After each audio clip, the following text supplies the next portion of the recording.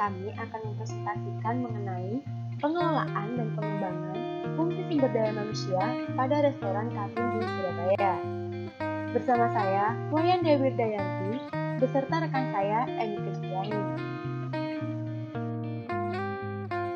Restoran Kapin merupakan perusahaan keluarga dengan ciri yaitu jabatan penting dalam perusahaan dipegang oleh anggota keluarga sebagai pimpinan di setiap cabang perusahaan yang tidak hanya mengepalai, namun ikut mengelola dan ambil bagian dalam kegiatan operasional perusahaan, sehingga diidentifikasikan sebagai family business enterprise. Restoran ini sudah lama terkenal di Surabaya, dengan salah satu restoran pertamanya di Pasar Besar, Wetan, daerah Pecinan di Surabaya. Salah satu hidangan spesial yang diadopsi menjadi logo restoran adalah sirip ikan hiu. Menurut data yang didapat, jumlah restoran yang mulai beroperasi meningkat tajam dari tahun 1999 sampai dengan tahun 2009 dibandingkan dengan tahun-tahun sebelumnya. Di Jawa Timur khususnya, dapat kita lihat bahwa pertumbuhan restorannya adalah ketiga yang tertinggi setelah DKI Jakarta dan DIY Yogyakarta, yaitu 60,31% dari total keseluruhan pertumbuhan restoran sejak tahun 1981 sampai dengan tahun 2009. Supaya perusahaan bisa tetap eksis dan sukses, maka perlu diperhatikan fungsi-fungsi bisnis yang berperan di dalamnya. Kesuksesan restoran tidak lepas dari kualitas sumber daya manusia yang dipunyai untuk dapat menghasilkan sumber daya manusia yang berkualitas. Kita harus melakukan perencanaan untuk mengetahui kebutuhan jumlah tenaga kerja bagi perusahaan dan kompetensi yang dibutuhkan dari tenaga kerja tersebut. Di sini ada analisis matrix SWOT dari restoran Kapin. Kekuatan yang dimiliki restoran Kapin adalah manajemen sudah terstruktur, resep yang turun-temurun, penyeleksian bahan baku ketat, salah satu anggota keluarga bekerja sebagai chef, modal dari pribadi. Kelemahan yang dimiliki restoran Kapin yaitu kinerja karyawan kurang bagus, loyalitas karyawan rendah, karyawan tidak tanggap terhadap keinginan konsumen, media pemasaran terbatas. Peluang yang dimiliki oleh restoran Kapin adalah kelonggaran peraturan pemerintah, perkembangan dan kemajuan teknologi, permintaan akan restoran meningkat, produk pengganti tidak mementingkan gizi masakan, produk Kapin mempunyai nilai di mata konsumen. Ancaman yang dimiliki restoran Kapin adalah resource pesaing lebih besar, hambatan masuk industri sedikit, harga bahan baku terus naik, kekuatan tawar menawar konsumen tinggi, selera masyarakat cepat berubah. Untuk yang selanjutnya, di sini saya akan menjelaskan terkait strategi alternatif, di mana strategi alternatif yang sudah dipilih atau disusun oleh restoran Kapin itu sendiri ialah berdasarkan dari hasil analisis matrix SWOT yang sudah dilakukan atau dilaksanakan oleh restoran Kapin tersebut. Nah, untuk yang pertama di sini ada strategi alternatif, ialah mempertahankan cita resep. Untuk yang kedua, mempertahankan kualitas bahan baku dengan pengecekan secara berkala. Yang ketiga, pemasaran dari mulut ke mulut. Untuk yang keempat, membuka cabang baru.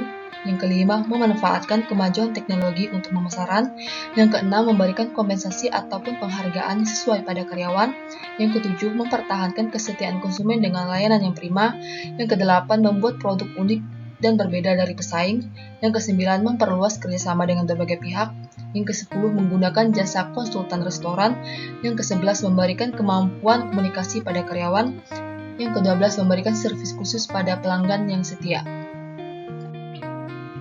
Untuk yang selanjutnya ialah implementasi strategi R&D atau Research and Development, di mana strategi R&D ini adalah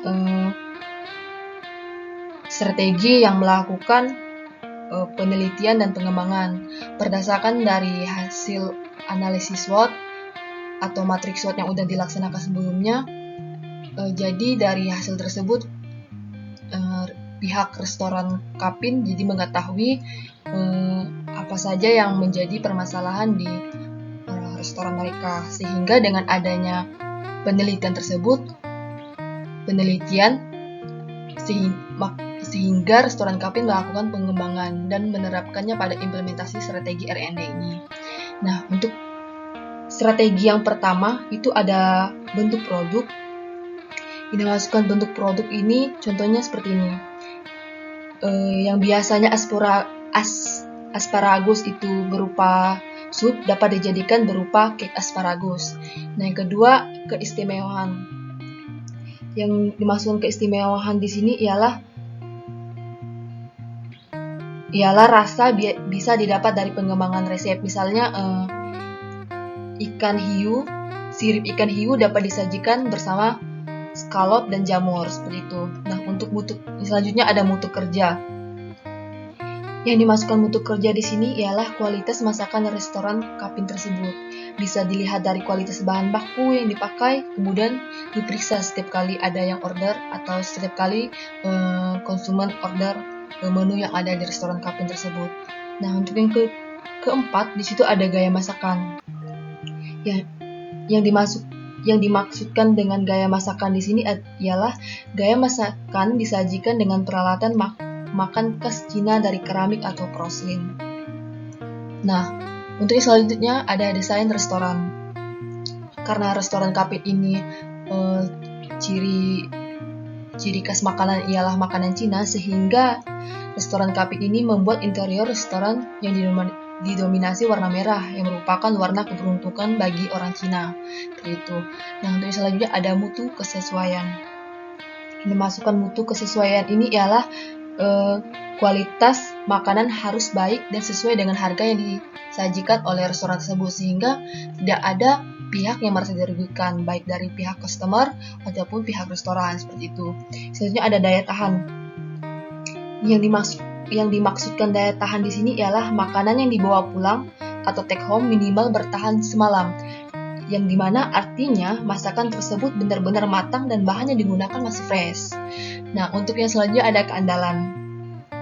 Yang dimaksudkan dengan keandalan di sini itu dari pembuatan masakan hingga penyajiannya terjamin bersih dan kesehatan juga terjamin, seperti itu.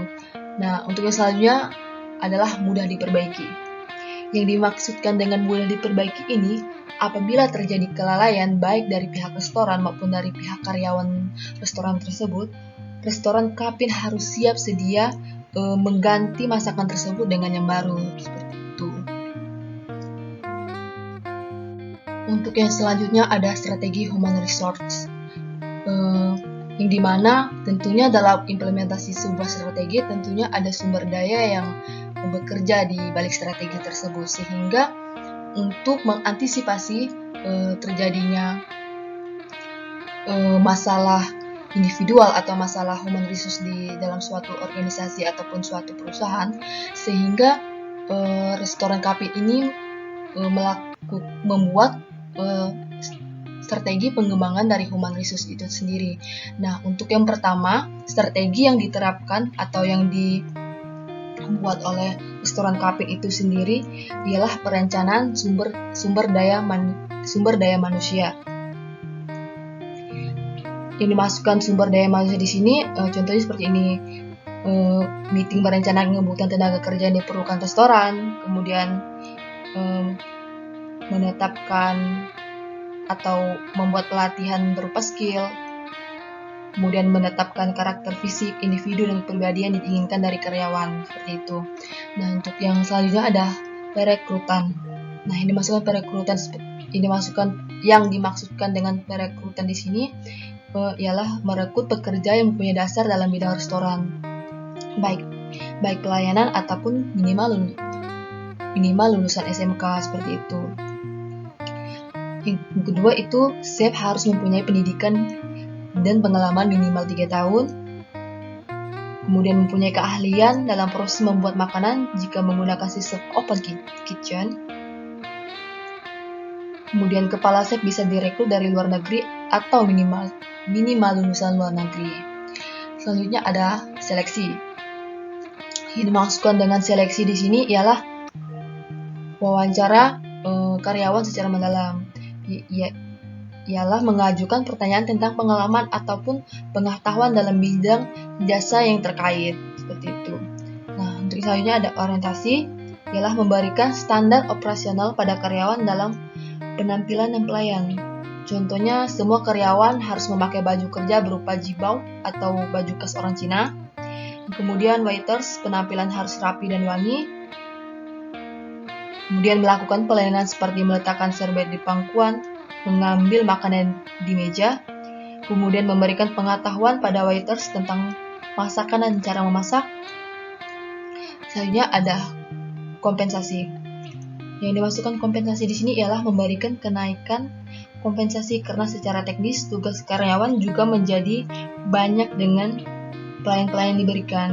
Kedua, memberikan reward berupa pujian di depan karyawan lain atau bonus kecil bagi karyawan yang telah melayani dengan baik. Selanjutnya adalah penilaian kinerja. Yang dimasukkan penilaian kinerja di sini ialah contohnya kayak penggadaan meeting sebelum dan sesudah bekerja antar karyawan dan kepala karyawan. Selanjutnya memotivasi lewat penetapan dan pemberian target serta pertumbuhan penjualan yang harus dicapai. Selanjutnya ada pelatihan dan pengembangan. Nah, yang dimasukkan dengan pelatihan dan pengembangan di sini ialah menggaji profesional, misalnya konsultan restoran untuk memberikan ide tentang diferensiasi serta memberikan pelatihan. Entah itu pelatihan skill, entah itu pelatihan cara melayani konsumen dengan baik, seperti itu. Di mana pelatihan dan pengembangan ini ialah diterapkan agar karyawan yang mempunyai dasar untuk menjadi lebih baik serta mempunyai loyalitas terhadap suatu perusahaan ataupun terhadap suatu organisasi yang di mana tempat mereka bekerja, seperti itu. Sekian presentasi dari kelompok kami. Terima kasih atas perhatiannya. Kurang lebihnya saya mohon maaf.